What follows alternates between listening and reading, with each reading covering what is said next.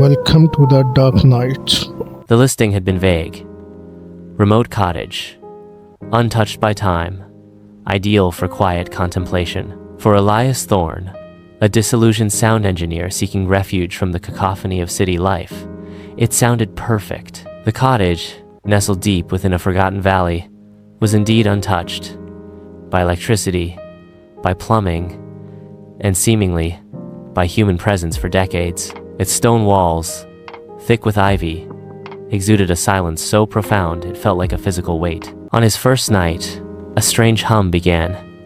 It wasn't a mechanical hum, nor the whine of the wind. It was deeper, resonant, as if the very air vibrated with a forgotten song. Elias, ever the professional, attributed it to the old house settling, or perhaps the unique acoustics of the valley. He set up his recording equipment, a curious impulse guiding his hand, and began to log the subtle sounds of his new isolation. Days blurred into a routine of hiking, reading, and listening. The hum, however, never truly ceased. It became a constant companion, a low thrum beneath the chirp of crickets and the rustle of leaves. Then came the whispers.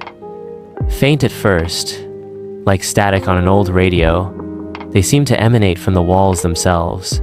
Elias pressed his ear to the cold stone, hearing nothing but the hum. He dismissed it as fatigue, the mind playing tricks in the silence. But the whispers grew clearer, distinct, though always just beyond the cusp of intelligibility. He tried to record them, but his microphones picked up only the hum. Frustration gnawed at him. One evening, as a storm raged outside, the whispers coalesced into what sounded like a single, drawn-out scream.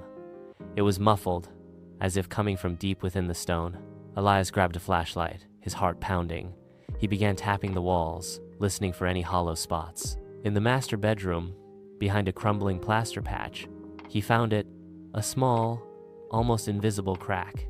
He chipped away at the plaster, revealing a narrow, dark crevice. Peering inside, he saw nothing but more darkness, and the hum seemed to intensify, vibrating through his very bones. Driven by a desperate curiosity, he widened the opening. The space beyond was impossibly small, a claustrophobic void within the thick walls, stretching along the length of the cottage. And within that void, suspended by unseen means, was a single, ancient, bone-white ear, perfectly preserved, immense, and pulsating with a faint, unholy glow. It was an ear of impossible size, larger than his own head, intricately formed, with veins like fine blue rivers beneath its waxy surface. The hum wasn't coming from the house, it was coming from the ear.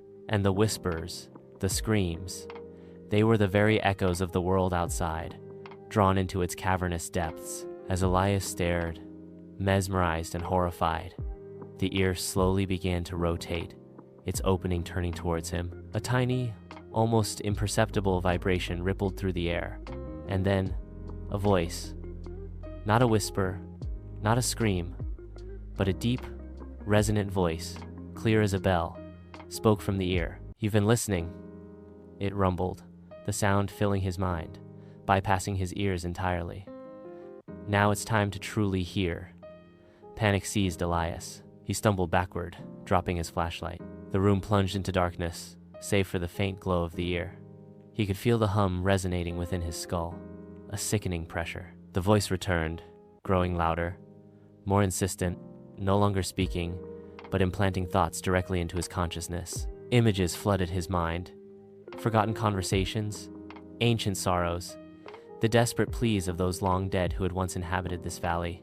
He was hearing everything. He scrambled for the door, but his body felt heavy, unyielding. The ear pulsed faster, its glow intensifying, and the cacophony of stolen sounds became unbearable, a tempest of despair, anger, and forgotten joy.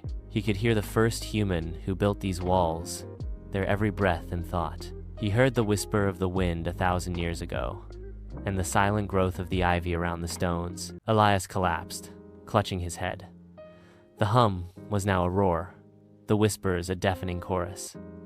He realized with chilling clarity, the cottage wasn't just old, it was a vessel, and the ear was its heart, eternally listening, accumulating every sound, every secret, every unuttered thought that had ever echoed within the valley. And now, Elias was part of its collection. His last coherent thought was a desperate, unheard scream of his own, quickly absorbed into the unending, horrifying symphony of the echo chamber in the walls. The cottage returned to its profound silence, save for the faint, almost imperceptible hum, waiting for the next listener.